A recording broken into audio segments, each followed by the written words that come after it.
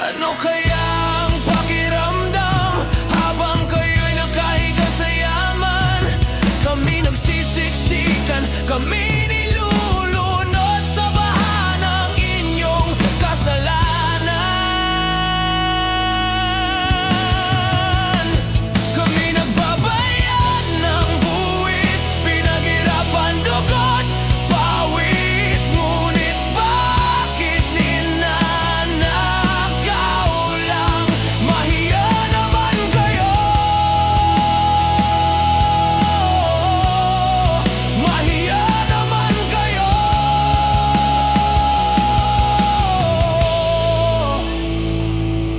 Ano kayang pakiramdam ng kontraktor na nakaupo sa mamahaling kotse?